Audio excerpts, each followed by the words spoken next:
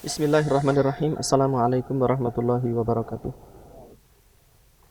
Innal hamdalillahi nahmaduhu wa nasta'inuhu wa nastaghfiruh wa na'udzu billah min sururi anfusina wa min sayyiati a'malina man yahdihillah fala mudhillalah wa may yudlil fala hadiyalah wa asyhadu an la ilaha illallah wahdahu la syarikalah wa asyhadu anna Muhammadan 'abduhu wa rasuluhu.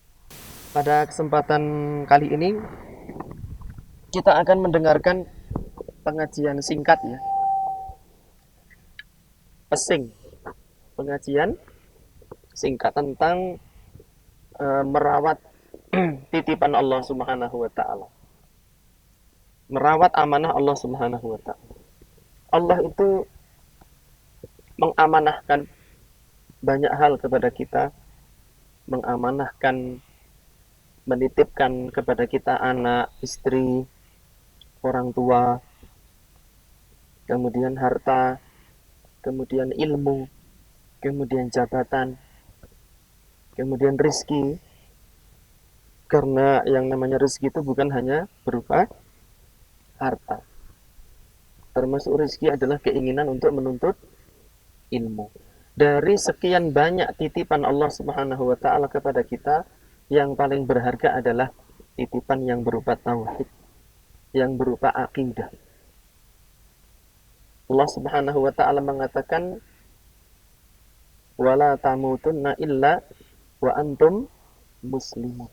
Janganlah pernah kalian berani mati kecuali dalam keadaan berpegang teguh terhadap ajaran agama Islam.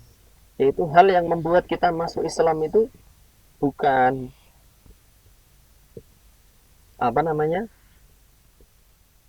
sedekahnya, bukan puasanya, bukan zakatnya, tetapi yang membuat kita menjadi orang Islam itu adalah tauhidnya.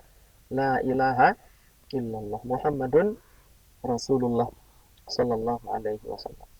Dan itu adalah hal yang paling berharga yang dimiliki oleh seorang muslim. Syekh Ibrahim bin Amir Ar-Ruhaili hafizahullah taala satu ketika saat pengajian di Masjid Kuba, beliau membahas tentang asyuhu biddin, kecemburuan terhadap agama. Dan beliau mengatakan seorang yang dibakar sampai mati atau memilih selamat tetapi dia harus murtad, seorang yang meyakini bahwa tauhid dan akidah adalah hal yang paling berharga yang dia miliki, maka dia tidak akan mau menukarkan tauhidnya dan akidahnya dengan keselamatan hidup di dunia. Kemudian menjadi orang murtad. Kenapa? Kata beliau, kalau seseorang itu diancam, dibunuh, dan dibakar, maka rasa sakitnya itu sekitar berapa menit? Kalau dibakar itu, manusia dibakar.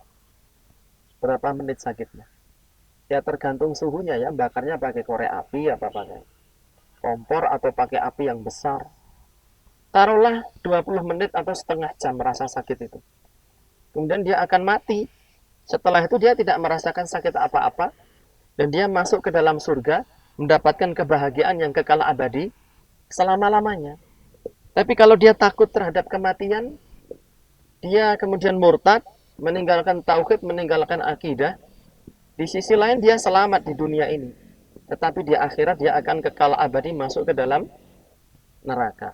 Maka seorang yang dungu itu yang menukarkan kenikmatan sejenak, kenikmatan yang sebentar ya, dengan cara menebusnya dengan siksaan yang kekal abadi selama-lamanya. Ini suatu kebodohan. Makanya di dalam kisah Ashabul Ukhdud itu teman-teman sering mendengarkan ada seorang ibu yang menggendong anaknya yang disuruh masuk ke dalam parit yang telah dipenuhi oleh api. Si ibu ini ragu-ragu mau nyemplung ke dalam api. Ya. Kemudian bayi yang masih kecil itu atas izin Allah Subhanahu wa taala dia bisa berbicara atas izin Allah. Sehingga bayi yang bisa bicara itu adalah Isa ibn Maryam, kemudian Sohib Juret, kemudian bayi yang tersebut di dalam kisah Ashabul Ukhdud. Kalau Isa bin Maryam jelas. Kalau siapa? Sohib Juret, itu bayi yang baru lahir, Juret dituduh berzina. Kemudian Juret menusuk perut bayi dengan menggunakan jari telunjuknya, disentuh begini. Ya gulaman man abuka. Wahai bayi, siapa ayahmu? Si bayi tadi atas izin Allah Ta'ala ngomong, Abi ra'iyal baqar. Ayahku adalah seorang penggembala sapi. Tapi ini Ashabul Ukhdud menguatkan keimanan ibunya yang awalnya ragu untuk masuk ke dalam api karena dipaksa oleh seorang raja yang kafir yang zalim. Gitu. Maka kita harus merawat titipan Allah Subhanahu wa taala, dan yang paling berharga dari semua titipan Allah adalah akidah dan tauhid. Jadi kita harus membersihkan, mewaspadai hal-hal yang bisa menodai dan menciderai tauhid dan akidah kita. Itu tidak bisa disampaikan dalam kurun waktu 1 jam 2 jam, karena hal-hal yang menciderai tauhid dan akidah itu jumlahnya sangat banyak sekali. Seiring perkembangan zaman, yang menodai tauhid, menodai akidah itu juga berkembang seiring dengan perkembangan zaman dan teknologi. Dukun itu dulu ngumpet di gunung-gunung, di desa-desa. Sekarang dukun itu sudah merambah ke dunia internet, dan dia membuat ormas, namanya Perdunu, Persatuan Dukun Nusantara. Dunu, Perdunu, gitu. Dan Nabi Shallallahu Alaihi Wasallam adalah sosok utusan Allah Subhanahu Wa Taala yang memberikan contoh kecemburuan yang tinggi terhadap hal-hal yang bisa mencederai ketauhidan. Hal-hal kecil yang mungkin tidak kita anggap penting itu diperingatkan oleh Nabi Shallallahu Alaihi Wasallam. Ada seorang lelaki mengatakan kepada Nabi, Masya Allahu wa syi'ta. Ini semua terjadi atas kehendak Allah dan juga kehendakmu, wahai Nabi. Nabi langsung marah, Nabi langsung murka.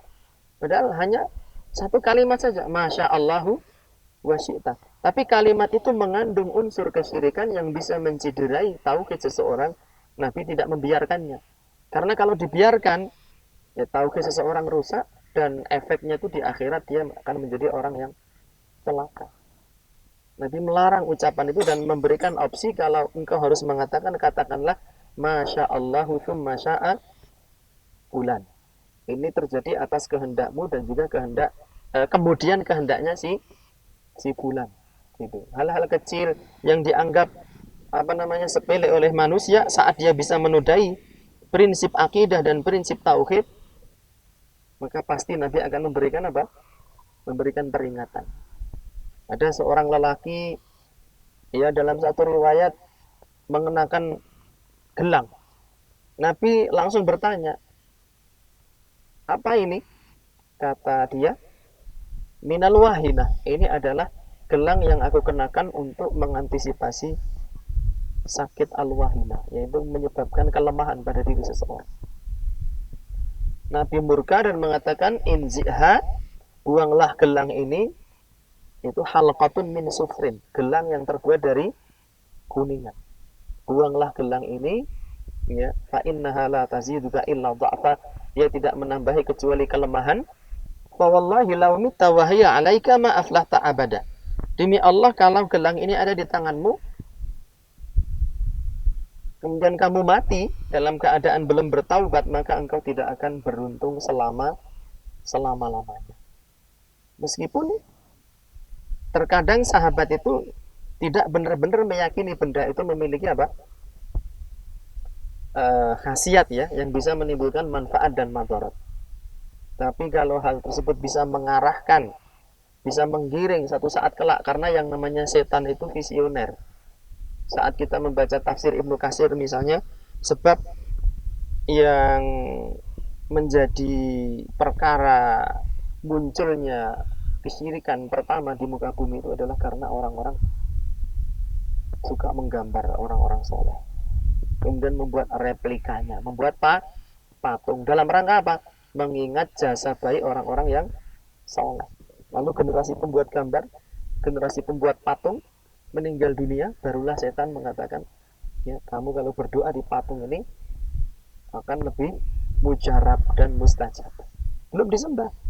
Lalu orang-orang berduyun-duyun berdoa di tempat itu. Kemudian generasi berikutnya muncul dan generasi sebelumnya mati.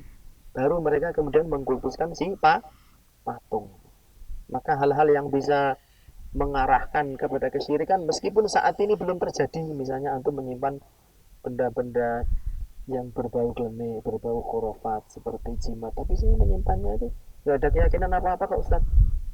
Ya antum nggak ada keyakinan apa-apa, tapi nanti anak cucu buyut, ya, wah ini dulu adalah jimat peninggalan Mbah Buyut Alif misalnya Mbah Alifnya sendiri nggak punya keyakinan takhayul, klenik nggak ada, tapi saat dia sudah meninggal dunia, anak cucunya kemudian apa, mengumpulkan benda-benda tersebut.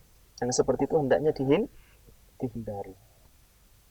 Kemudian amanah dan titipan, ya selain tauhid dan akidah yang kita rawat adalah eh, tanda kebaikan pada diri kita, yaitu dengan adanya ibadah yang kita lakukan, kemudian pengajian yang kita hadiri. Man yuridillahu bihi khairan yufaqihu fiddin.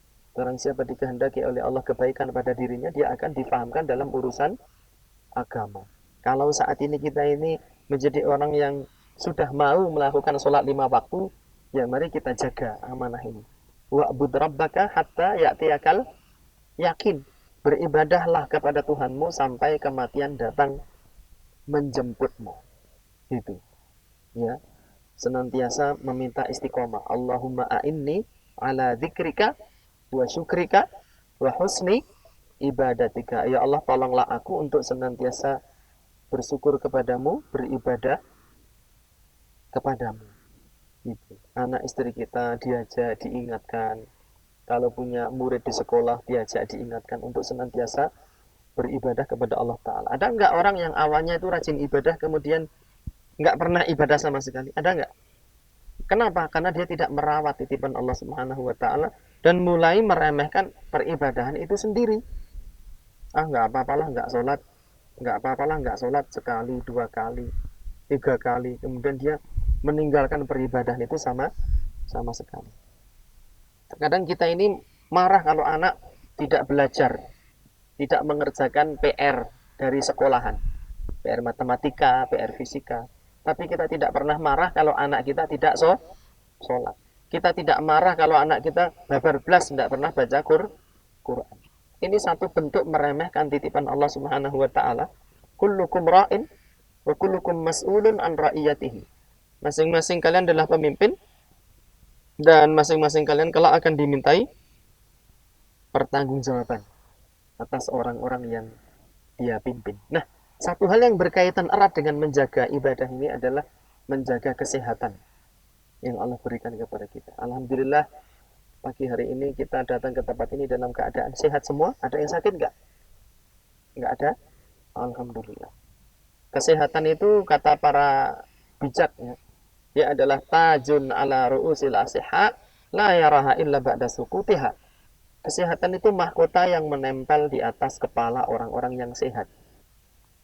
Dia tidak bisa merasakan kesehatan itu kecuali saat kesehatan itu hilang dari dirinya. Kecuali saat dia sakit. Ya, kemarin saya cerita ke Mas Rio, ada ibunya teman saya itu, pangkal pahanya itu kan ada persendian begini ya. Ya, supaya bisa jalan pahanya itu, ini pahanya, kemudian ini seperti mangkok ada di sini. Di pangkal paha, mangkok supaya bisa jalan. Dia ini sakit yang mengharuskan mangkokannya ini harus diganti dengan mangkok buatan manusia. Jadi ini dioperasi, disayat gitu, terus mangkokannya ini diambil, diganti dengan mangkok buatan, terus digaruknya supaya bisa jalan. Kebayang nggak? Akan menghabiskan duit berapa?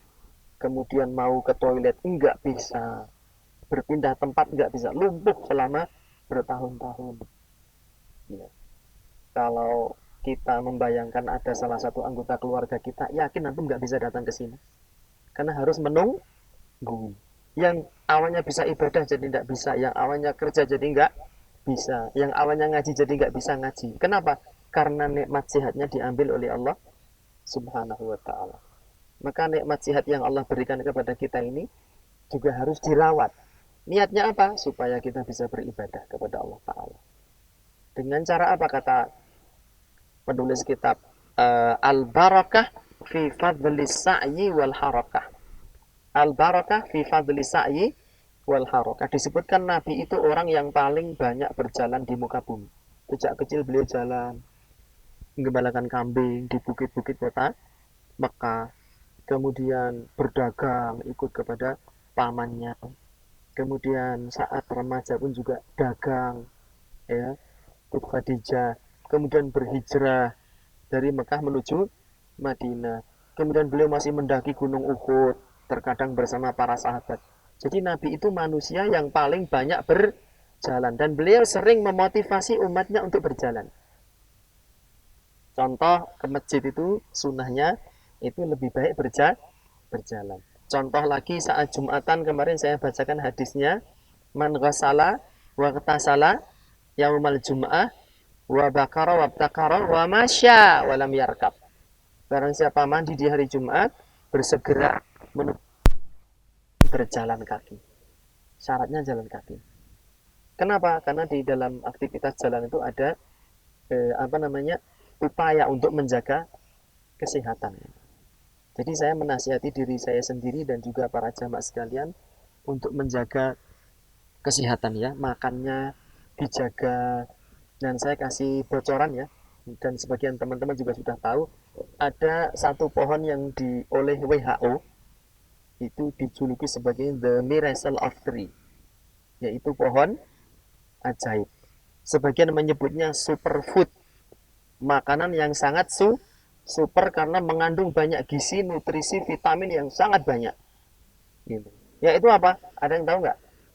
Kelor. Teman-teman tuh kalau tensinya tinggi, bikin sayur kelor bening itu tensinya turun. Ya, yang sering makan makanan nggak sehat seperti junk food, makanan cepat saji yang ada perasannya, yang ada pengawetnya, kemudian jajanan-jajanan yang tidak sehat itu, kalau bisa ya dikendalikan. Karena nanti kalau sakit, semua agenda kita harus ditunda semua kalau kita sakit. Dan untuk menyukuri nikmat sehat ini, terkadang berkunjunglah ke rumah sakit. Saat ini ya, di rumah sakit yang merintih-rintih karena kesakitan banyak. Di seluruh rumah sakit itu, pasien itu sakit. Beberapa tahun yang lalu anak saya patah tangannya, selama 3 bulan itu harus kontrol tiap pekan. Dan setiap pekan itu di poli bedah tulang itu, ya jumlahnya mungkin segini.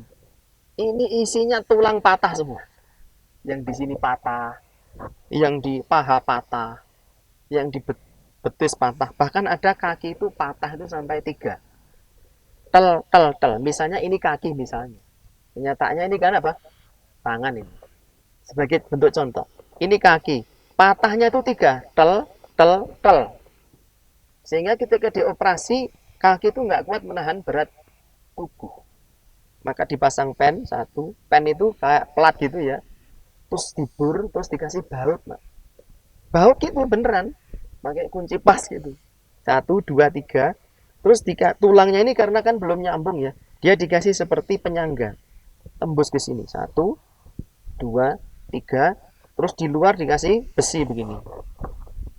Besinya nembus ke dalam sini. 3 gini. Jadi ini kalau besinya diangkat gini ya kakinya ikut. Kita melihatnya saja Mbak linu. Alangkah sakitnya. Ya. Dan Allah Subhanahu wa taala menganugerahkan kesehatan kepada kita, hendaknya kita menjaganya, pola makannya dijaga dan biasakan olahraga meskipun hanya sekedar berjalan kaki. Kalau pagi, kalau sore jalan kaki. Kalau ke masjid, pulang pergi jalan kaki, ngetan ngulon.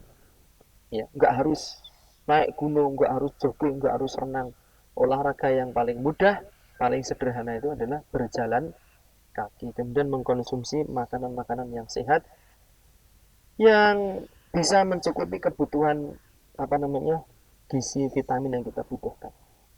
Hal-hal yang apa namanya bisa mengganggu kesehatan kita sedikit banyak harus mulai diatur supaya apa? Supaya kita tetap menjadi orang yang sehat sehingga agenda ibadah kita tetap lancar, agenda pekerjaan kita tetap lancar. Itu mungkin yang ingin saya sampaikan pada kesempatan siang hari ini. Ya, tidak banyak tetapi semoga yang tidak banyak ini saya harapkan kepada Allah Subhanahu wa taala bisa menjadi informasi yang bermanfaat dan bisa mengubah pola pikir kita selama ini. Ya, jangan menganggap hal yang paling berharga dari yang kita miliki itu adalah harta kita, anak kita, enggak. Yang paling berharga yang Allah titipkan kepada kita adalah tauhid dan akidah kita, maka kita harus benar-benar menjaganya. Kalau orang punya emas 1 kilo misalnya, dia ditaruh di kamar tamu apa taruh di tempat yang tersembunyi, dijaga, dikunci, ya, ditempatkan di tempat yang mulia. Kenapa? Karena berharga. Nah, yang paling berharga dalam kehidupan kita adalah tauhid dan akidah kita. Hendaknya kita senantiasa menuntut ilmu agar tahu nih. Contoh kitab Masail Jahiliyah, ya. Kemudian Kasyfus Syubuhat itu dipelajari supaya kelak kita menghadap Allah Subhanahu wa taala dengan membawa tauhid yang murni, akidah yang bersih. Sebanyak apapun dosa yang kita bawa, kalau tauhidnya murni, maka Allah taala datang kepada kita dengan membunuh ampunan, membawa ampunan sepenuh bumi, wala ubali kata Allah, dan aku tidak peduli. Wallahu taala alam bisawab. Wassallallahu ala nabiyina Muhammadin wa alihi wa sahbihi wasallam. Baik, silahkan berkemas-kemas dan di packing apa yang perlu untuk di packing karena memang barang-barang antum lumayan banyak ini. Terus mobilnya Pak Wel gimana? Udah beres? Oh, baru proses. Ya, yasarallahu lana walahu khairan insyaallah. Wassalamualaikum warahmatullahi wabarakatuh.